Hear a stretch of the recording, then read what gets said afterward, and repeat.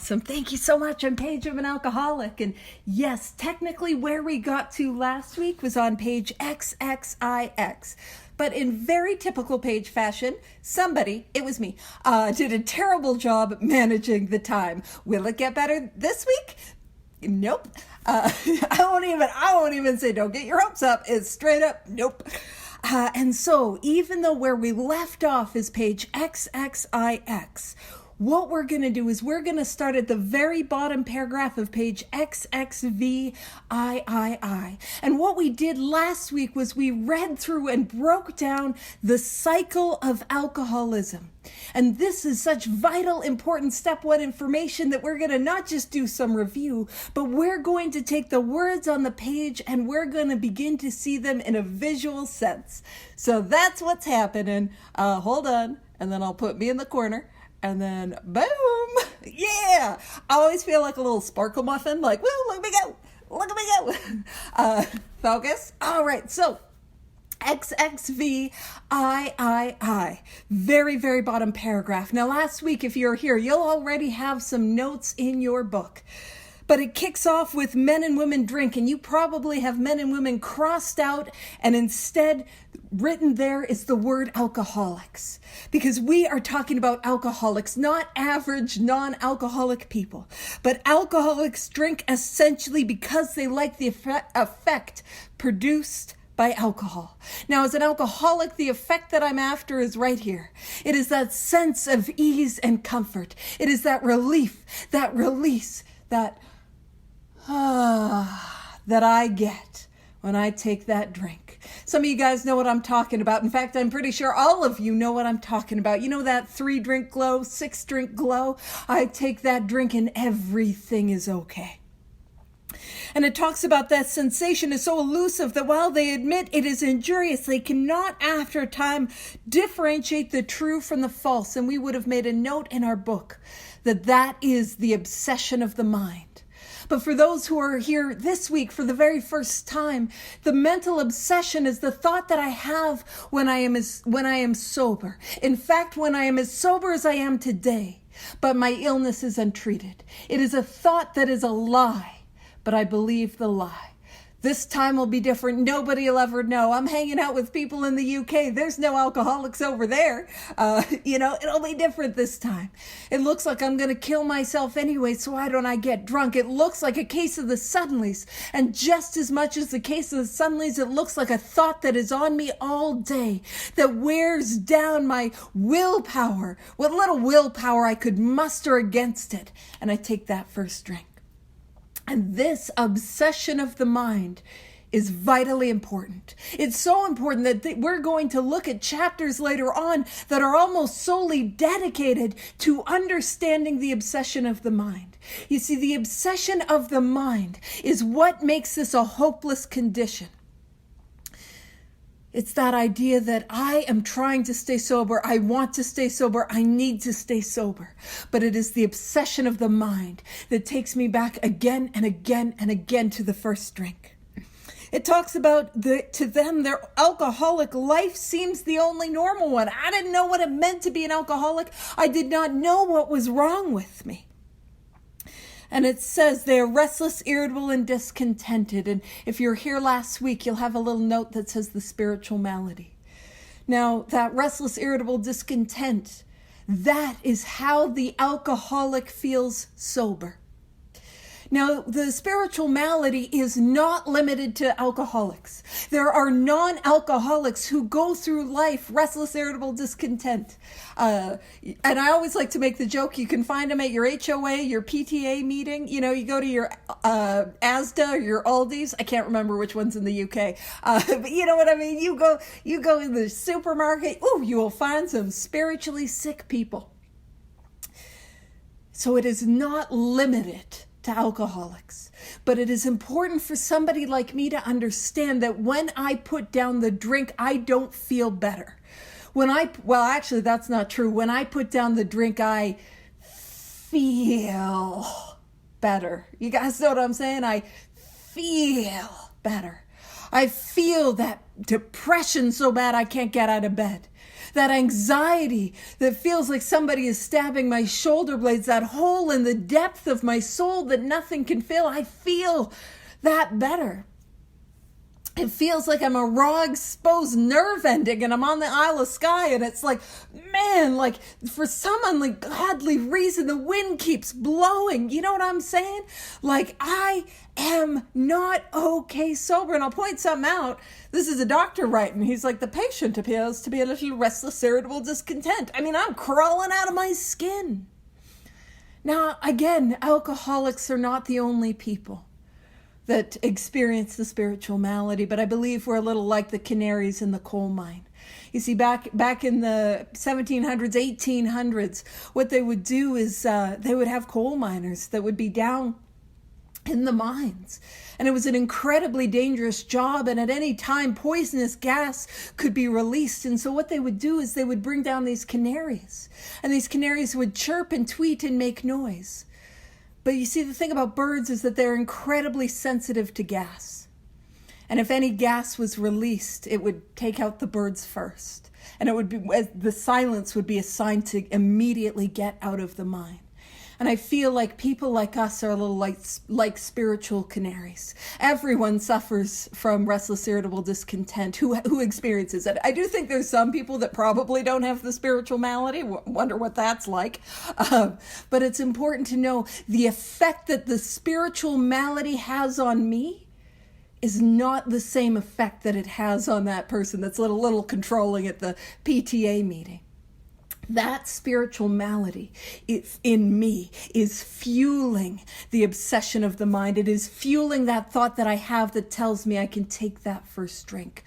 I'm the canary. I don't have any emotional resilience to this thing. So they are restless, irritable, and discontented unless they can again experience the sense of ease and comfort, which comes at once by taking a few drinks. And you see, that is what I am after. I am after that sense of ease and comfort. Man, it is the only thing that has ever really worked with how I feel. I need ease and comfort. And what I need to do in Alcoholics Anonymous is I need a way to experience that sense of ease and comfort sober. And that is what we offer in Alcoholics Anonymous. I'm getting a little ahead of myself, but that's what we offer. Emotional sobriety is the point. It is the point. It is not an extracurricular for the nerds like me or Corinna with her highlighters. You know what I mean? It is for all of us. So it goes on to say, drinks which they see others taking with impunity. To drink with impunity means I take the drink and it does nothing to me and it does nothing for me. It has absolutely no effect, and I do not drink with impunity. It goes on to say, after they have succumbed, as so many do, to the desire again. So I take that first drink and the phenomenon of craving develops. The phenomenon of craving is the manifestation of the physical allergy. So that's the physical allergy. And what that looks like is I take a drink and I need another, and I need another, and I need another. And you see, the more that I drink, the thirstier that I get. You see, I take a drink and it demands a second. And my second insists on 4, and that fourth drink will not relent until I've had 8. And my 8th drink is screaming at me until I've had 16. Do we know what that's like to start drinking and to need more the longer that I drink? That's what we're talking about. The inability to control the amount that we drink once we start. It goes on to say, they pass through the well-known stages of a spree. Now, a spree is, by the way, I will point out, a spree, it sounds way more fun to say than it does to be on, let me tell you. But a spree is any length of time that I'm drinking. So that spree could even be like a year or more. It could be months, it could be weeks, it could be days, or it could be a single evening. But at some point, that spree inevitably comes to a stop.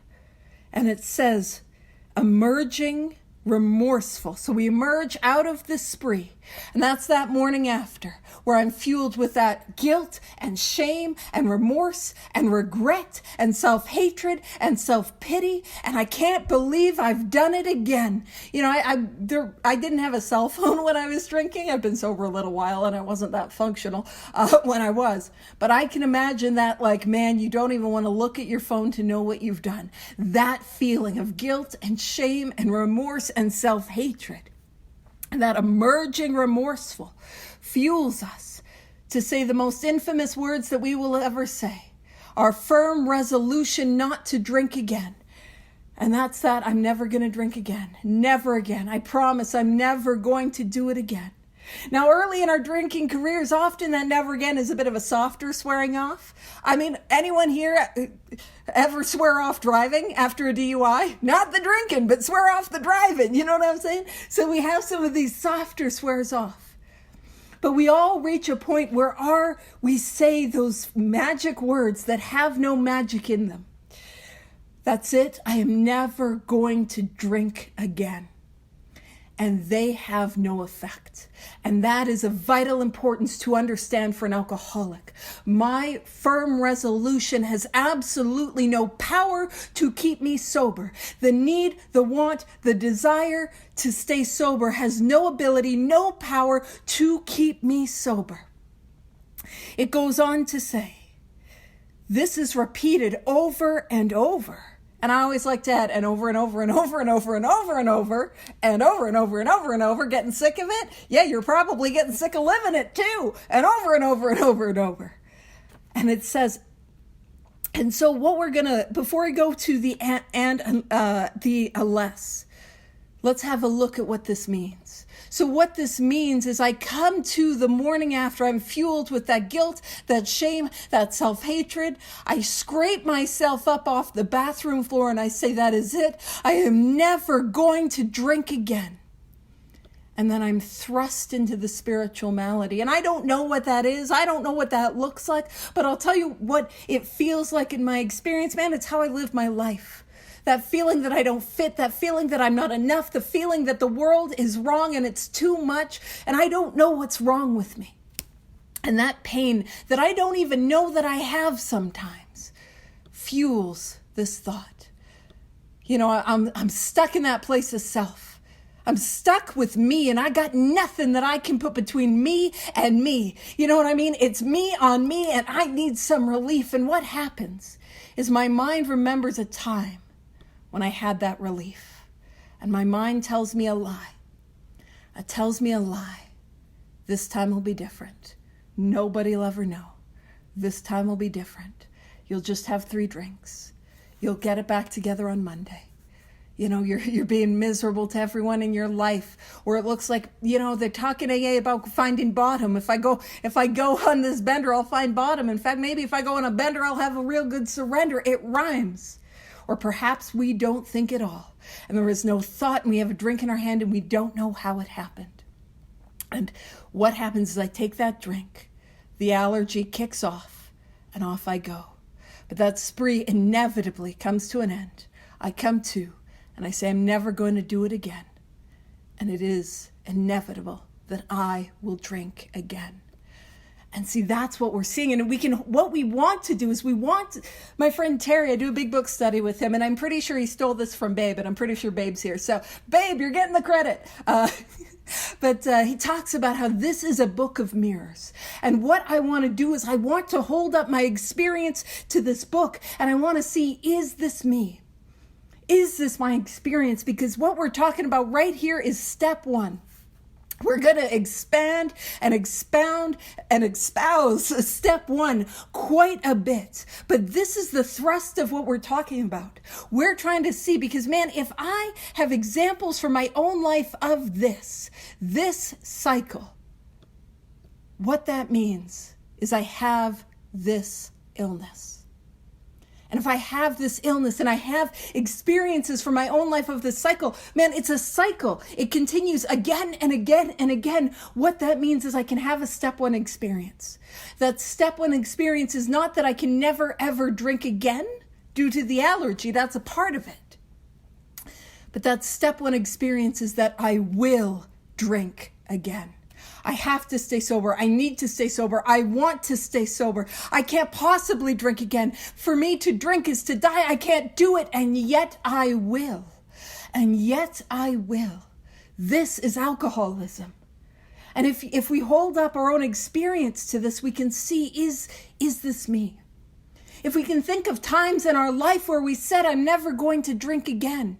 I don't want to drink again. I don't want to do it again. I want to stay sober. I have to stay sober. I need to stay sober. If only it was, I want to stay sober for my final exam. Or I want to stay sober so I make the flight. Or I want to stay sober for court. Or I want to stay sober for the baby shower. And what we can look at is, did that have any effect? Or did a day, a week, several months later, did I have that experience?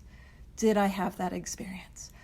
Let me just boop, and then boop. I got it. All right. Is that my experience? And so what we're talking about is, if I hold my experience up to that, that is alcoholism. And so what that means is, if I have this experience, I have this illness. And if I have this illness, it is only a matter of time before I drink again. And if I am trying to find examples from my own life of this cycle, one of the best places that I can start is at the firm resolution that never again. Can I remember a time where I've said that? And then we look and see what happened. We can look at the things that I tried to put between me and the first drink. Maybe it was willpower. Maybe it was desire. Maybe it was love, Maybe it was having kids. Maybe it was going to treatment, going to AA, going to detox, going to sober living, going to jail, getting out of jail, getting out of the hospital. Maybe I was trying to stay sober on fear. Maybe I focused on my health and all those things that I tried to put between me, and all the things that I tried to put between me and the first drink. And did they not work? Did I have that thought? And did that thought take me again and again and again to the mental obsession? Or that mental obsession take me again and again to that first drink? Did it take me back? Is that my experience? Is this me? And it says, so this is repeated over and over. And actually, one of the things that we see in ourselves and we see in those around us is, I go through this cycle, and wouldn't you know it, the more that I go through this cycle, often the longer the sprees get and the shorter the periods of sobriety get. There's those times where we show up and maybe we can get like 9 months, 6 months, maybe even a year, and we go back out. And then we get 6 months and go back out. And then we get 3 months and go back out. And then we get 1 month, and then 1 month, and then 1 month. And by the time, man, we can't even make it a week sober. Does that sound familiar? The more I go around the cycle, I think the worse that pain gets, and that drives the obsession. It gets louder, and off I go. And that is the illness. And I don't have a way out of that. If I have this illness, I have this illness, and I am going to drink again. And so let's have a look. It says, and unless this person can experience an entire psychic change, there is very little hope of his recovery. I am hopeless unless I can experience an entire psychic change. Now, what the heck is an entire psychic change? What are we talking about? Well, what we're talking about there is the spiritual awakening. And in Alcoholics Anonymous, that is our solution. A spiritual awakening, a spiritual experience, or an entire psychic change. Now, some of y'all know that I'm real jazzercised about etymology, because I'm real fun.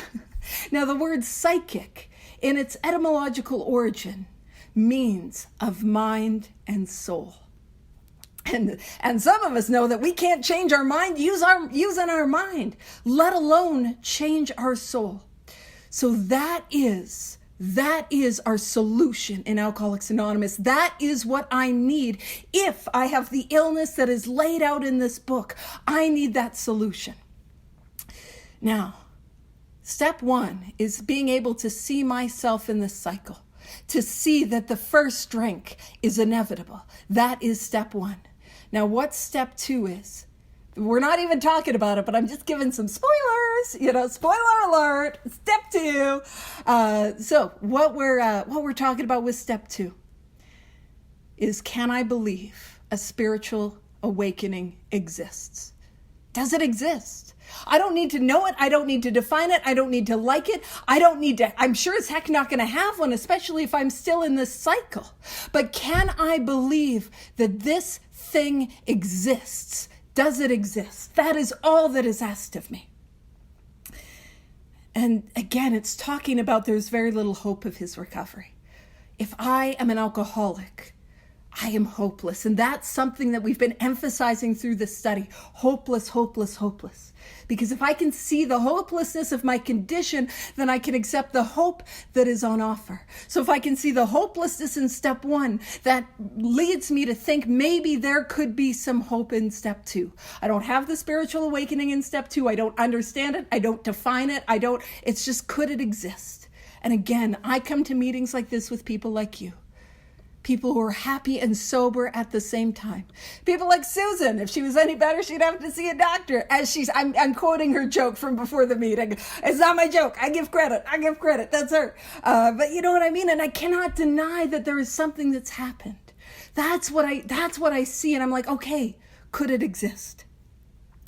It goes on to say, on the other hand, and strange as this may seem to those who do not understand, once a psychic change, that spiritual awakening, spiritual experience, and again, psychic means of mind and soul. Once a psychic change has occurred, the very same person who seemed doomed is just a fancy way of saying hopeless. Like Dr. Doom, Dr. Hopeless, I'm hopeless. The very same person who seemed doomed, who had so many problems he despaired of ever solving them, suddenly, and I want to make a little emphasis on the word suddenly. What is important for me to understand with suddenly is that it does not take long to get well. It does not take long to have a spiritual awakening. It does not take long to work these 12 steps. It does not take long to get better, feel better, and to experience the freedom that is on offer in Alcoholics Anonymous. It does not take long, and that is a message of hope. If you're new here today, if you're counting days, if you're struggling, if you're coming back from a relapse, it does not take long. And again, I want to emphasize something. What I have sort of highlighted in the cycle, that's step 1. That does not mean I'm bad. That does not mean I'm weak. That does not mean I'm immoral. A relapse is not because I'm bad, I don't want it hard enough, or anything like that. A relapse is simply inevitable if I have this illness. And what I need is the spiritual awakening to get free. That's it. So it goes on to say, he finds himself easily, the very same person who seemed doomed, who had so many problems he despaired of ever solving them. Does that sound like me? Do I have so many problems? We come here with problems, He despaired of ever solving them, suddenly finds himself easily able to control his desire for alcohol. When it says he becomes easily able to control his desire for alcohol, what that means is that the obsession of the mind is removed. The obsession of the mind is removed. And that happens as the result of the 12 steps. That is removed. And how that gets removed, just if you're like, but why? But how? Well, if what at root is wrong with me is the spiritual malady, and I treat that with the spiritual awakening, it makes sense that the obsession of the mind would be taken from me.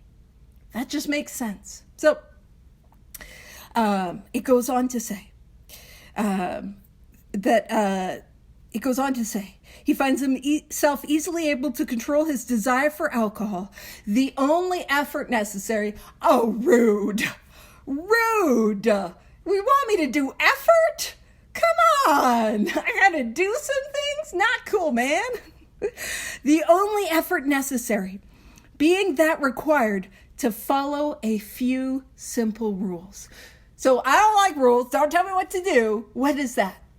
And if you're writing in your book, you can make a little note that those few simple rules are very simply the 12 steps. The 12 steps. And so the only thing that is asked of me to get out of the hopeless condition, to get out of the cycle, the only thing that I need to do to experience the spiritual awakening is the 12 steps. And in my experience is outlined in this book. And here's the thing. I was talking about how the cycle part that I'm stuck in, that is step one. And that belief that there could be a spiritual awakening, that is step two. Now the decision to work these 12 steps as a way of life, like my life depends on it because it does, well, that's step three. Like, that's how simple it is. And I think it's sometimes helpful to have it in a really visual way. Like, that's it. I don't need to overcomplicate it. We got even pictures up here. Woo! So that's what we're talking about. And so that is the cycle. Now I'll stop the share. What I'm going to point something out is if we go to the first full paragraph on page XXVIII, we were there last week and we were talking about the physical allergy. So it's where it says we believe. So it's just right across, it's almost perfectly right across the page. You just go kind of diagonally up, almost perfectly, not perfectly, It says, we believe, and so suggested a few years ago, that the action of alcohol on these chronic alcoholics is the manifestation of an allergy. That the phenomenon of craving is limited to this class and never occurs in the average temperate drinker. So non-alcoholics never get the allergy. They don't know what it's like. And it says these allergic types can never safely use alcohol in any form at all. Now, this is what I want to direct our attention to. And once having formed the habit and found they cannot break it, once having lost their self-confidence, their reliance upon things human, their problems pile up on them and become astonishingly difficult to solve. So as we're talking about the alcoholic who has not recovered does not mean cured. Recovered means the obsession of the mind is relieved as the result of the 12 steps, the spiritual awakening. That's what that means. But what we're talking about is in that unrecovered state, our problems are piling up and piling up and piling up, and it feels insurmountable. It feels like they could never be solved. Now let's go back to the paragraph XXIX, when it says, on the other hand, and strange as this may seem to those who do not understand, once a psychic change has occurred, the very same person who seemed doomed, who had so many problems he despaired of ever solving them, suddenly finds himself easily able to control his desire for alcohol. So on page XXV, on the left-hand side of the page, I won't use the Roman numerals, those are tricky. On that side of the page, I am unable to overcome the mounting problems that are the result of the allergy, that are the result of the obsession of the mind, and even just my life problems. It's too much for me. On the right-hand side of the page, that same person, man, I don't even got to worry. The problem has been removed. And that's the spiritual allotrope of this thing, where in the very same person, two states can be true. In the very same person, I can be absolutely and utterly hopeless. And at the same time, not at the same time, but as the result of this work, the same person can be absolutely free.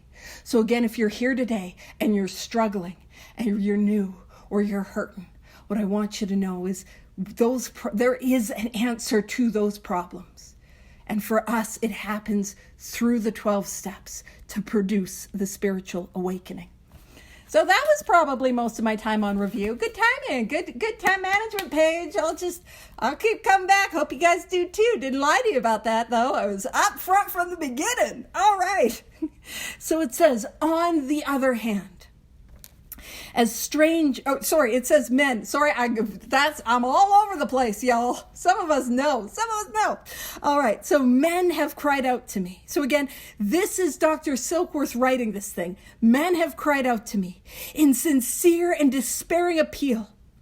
Doctor, I cannot go on like this. I have everything to live for. I must stop, but I cannot. You must help me. Have I been that person? Have I felt like that person? Maybe I'm an emotions in person. I'm a stuff my feelings on my willpower. God, the power of God has helped me to be a little more expressive. But let me tell you, my default setting is I'm not going to tell you those things. But have I shared those things with other people? Or have I felt that in the core of my being? I want to stop. I can't stop. Somebody's got to do something. Please help me. Have I felt that sense of desperation? Is that me? Is that me? Hold myself up to this experience. And it says, faced with this problem, if a doctor is honest with himself, he must sometimes feel his own inadequacy. To be inadequate is not enough.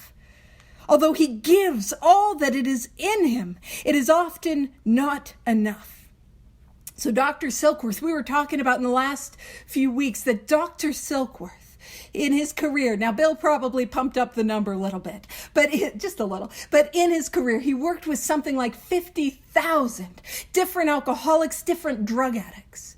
And he was a man that gave really much of his life and his professional career to helping people like us. And he would give all that was in him, and he was an expert. And he developed this theory of what this illness is. And he would give everything that was in him, and it is not enough. And I know what that's like, man. Some of y'all know that I'm codependent as all heck. Some of y'all know. And so, you know those, and they are wonderful spiritual speakers that are like, if I could give you the magic, I wouldn't, because you would miss the journey. That's not me. That's not me. I give it to you. Miss the journey. You're going to die if you don't get the magic. I'll give it to you. I will do it. Yeah. Listen, some of y'all know I talk about, I will drag my sponsees through the steps. But as soon as they start kicking and screaming, that's where I let go. Boundaries, consent, But I will do everything that I can to help somebody. But it's important for me to understand my human power is not enough. My human power is not sufficient. Dr. Silkworth's power is not sufficient. The most famous doctor, psychologist, psychiatrist, not sufficient. So what do I need?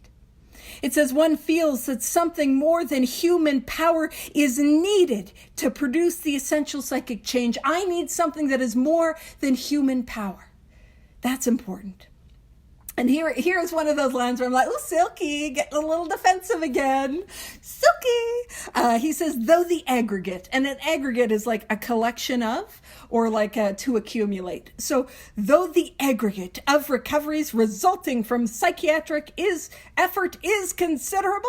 So what he's saying in that half a sentence is, hey, I am helping people over here. We're not going to discount the medical thing entirely, but I'm doing some work. But we physicians must admit we have made little impression upon the problem as a whole.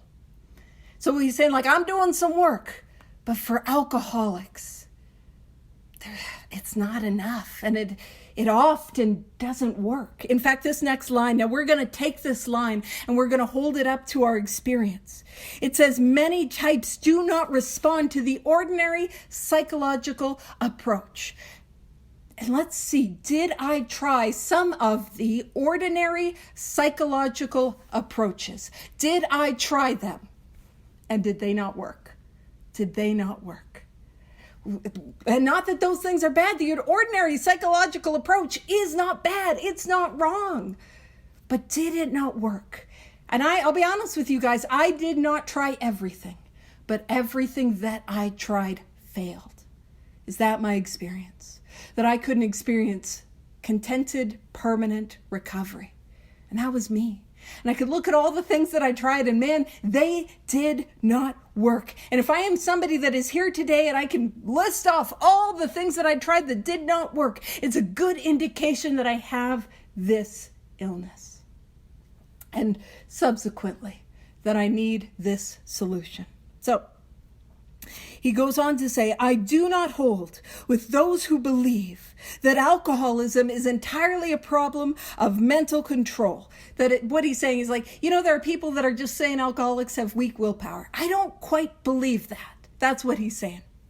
I have worked a period of months on some problem or business deal. Or I have had many men who had, for example, worked a period of months on some problem or business deal, which was to be settled on a certain date favorably to them. So it's one of those things where it's like you're working real hard, your case is going to be dismissed, your wife's going to let you back in the house, whatever it is, or the business deal's going to go through and you're going to get that bonus, It's all going to work out, and I've been working towards it, and it's just within reach. And then it says, they took a drink a day or so prior to the date, and then the phenomenon of craving. Now, that phenomenon of craving is the manifestation of the physical allergy. So you can write physical allergy. The phenomenon of craving at once became paramount to all other interests, so that the important appointment was not met. Now, I'm going to break this down. What we're talking about is if I have, do we by chance have any experiences that look a little like this? Do I know what it's like to actually I often make that joke where it's, around October, it's like, hey Paige, do you want to take a drink? And here's what I'll do is, Paige, do you want a drink? Unfortunately, I can't. I've got plans for Halloween. Do you know what I mean? I know beyond a shadow of a doubt that because of this allergy, once I take the drink, I can't control the amount that I take, and I don't know when I'm going to stop, where I'm going to end up.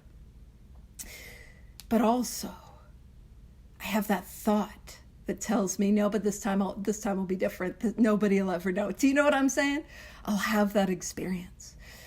And if I have I had any experiences like that, where all I needed to do was not take that first drink, or just sober up by Monday?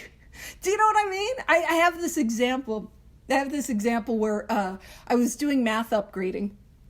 And it was after high school, and I was in my I'm trying to turn things around phase, using my willpower and my self-knowledge and my codependency, because I was dragging my alcoholic boyfriend. And I'm like, we're getting sober. He didn't consent, but we're getting sober. Let's see how well that worked. I'm going to focus on school. I'm getting my education. I'm doing my upgrading. Woo! Getting my algebra on. What? And so I remember I was going hard at that math. And some of you, if you've been coming to this thing for a while, that will surprise you. I then later became a math tutor, which is extra shocking. But I remember I was, where I was I was in my 80s and 90s in the course. I was kicking butt, and I wasn't taking names. I'm bad with names. But I'm just kidding. I was kicking butt at that math, and I was doing it. And then we had a midterm exam. Now, at the end of my alcoholism, I had switched from alcohol to pills, because I found these pills where I could get blackout drunk without vomiting. Some of you know why that's funny, because I have vomited more in sobriety than in my ill attempt to control and manage. And I remember it was the day before the midterm, night before, and I want to have a good night's sleep. I have good motives. I want to do it. And I popped that pill to have a good night's sleep. Best motives. And then for some reason I pop another and another. And by for some reason, read the physical allergy. And I know it's Alcoholics Anonymous, but this is the best, the best example of this that I had. Oh no, I got a better one. Shoot, I should have used that one. Whatever. I'll use that one. Sorry, we're going on a tangent. Woohoo! And I show up to that midterm exam, and when you got the one eye, you got the one eye going, yeah. It's my grades were 90, 90, 90, 90, 60, which I think is pretty good for only one eye. 90, 90, 90, 90, and I had every reason to stay sober. Another example that I have that's maybe a little more applicable is I was, again, now this was earlier in my turning things around phase, but I was going to turn this ship around, and I was not drinking. In fact, I had a job interview. Oh, and it wasn't that day. It was like the next day, maybe even the day before. Or the day following, like 2 days out. I don't even remember. But I am sober and I'm riding this ship and I'm being a good girlfriend. So I walk with my boyfriend to the liquor store for 10 in the morning when it opens, because that's when normal non-alcoholic people need to go to the liquor store. Just throwing that out there. Alcoholic hour, we call it post time. Woo, off we go. And so I show up and it is this beautiful sunny day and it's, warm, and I'm sitting there and he's drinking. Now what he's drinking is like a 2 liter of malt liquor. It's called Accent. But those out of the glass bottles. I'm trying to paint a picture. And we're drinking near a dumpster because that's what I do. I'm a classy broad, me and my love. And he is drinking. And I'm not drinking.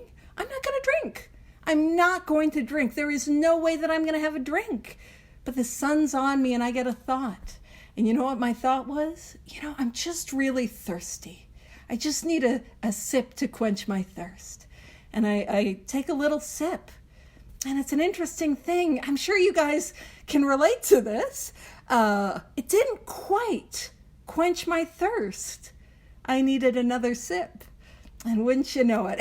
And very quickly did that escalate. And I can assure you, I did not make that job interview. In fact, I remember showing up literally a day or two later to my mom's house. And my mom was like, were you supposed to have a job interview? Ew, right? That's, yikes. Whoopsie doops. That is what we're talking about. Do I have experiences like that? And it goes on page XXX. It says, these men were not drinking to escape. Everything was okay. I mean, nothing was okay in my life, but I wasn't drinking at anything. It says they were drinking to overcome a craving beyond their mental control. And when it talks about how the phenomenon of craving at once became paramount to all other interests, that paramount is that idea, top of the mountain, that nothing is as important. And here's my experience. Nothing is as important as getting that next drink once I start to drink.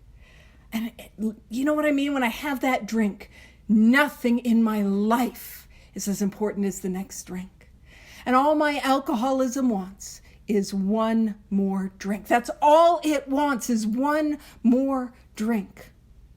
Whether I'm, 3 weeks into a bender, 3 days into a bender, 3 drinks in, or whether I've been 3 days, 3 weeks, 3 months, 3 years, or 30 years sober, all the illness wants is one more drink. And if we can hold our experience up to this, do I know an illness that will trample, that will destroy everything in my life to get that one more drink? And that's the illness I got. That's the illness that is alcoholism. And it'll sneak up on us. And so it goes on to say, when they say they were drinking to overcome a craving beyond their mental control, what we are talking about is the physical allergy. That my willpower, my fear, when I take that drink, that takes me. Is that my experience? It goes on to say there are many situations which arise out of the phenomenon of craving, which cause men to make this supreme sacrifice rather than continue to fight. And so what we're talking about there is suicide. And that's the thing, is when we talk about alcoholism, oftentimes we think of like an alcoholic death as, it's almost, we imagine it as like an old guy, which, by the way, if you identify as an old guy, I am so sorry. I would have thought I was old. No, you're youthful. You're so spry, Rob. But when I got here, I got sober at like 21. I got here, I'm checking out. So I was just checking out some meetings a little before that. But I got sober at 21, so everybody was old at that, so I apologize for that. But, you think of like somebody who dies of liver cirrhosis, that is an alcoholic death, but how often do we forget the magnitude of what an alcoholic death can look like? It looks like a suicide because we can't face those problems that are piling up on us anymore. And that can also look like a suicide with some years sober, but the illness is still untreated. that is just as much an alcoholic death. And of course, it looks like the car accidents. It looks like physical accidents. I remember I've gone to the funeral of, in my lifetime, I have gone to over 50 funerals in my lifetime. Most of them people under the age of 30 or 40. Most of them. And I remember a young man, and he passed away. He was drinking. He fell off the balcony while he was drinking and landed and was brain dead. And I remember he's coming to mind quite strongly. I remember going to his funeral, and that's the thing, is so often I think an alcoholic death looks one way, but there's so many other ways this illness will kill me. I know of people who have been murdered. I know of people that have committed that same crime. Like, this illness will keep me in relationships where I shouldn't be. It will take me to places I shouldn't go. And it will do things to me that I never wanted to happen to me ever. Like the nature of this illness, it ravages everything that is worthwhile in my life. Now, this is a natural place to stop, so I want to leave us with a little bit of hope, because I'm like, oh, it's a Debbie Downer, but I don't have time to go into the 5 types of drinkers.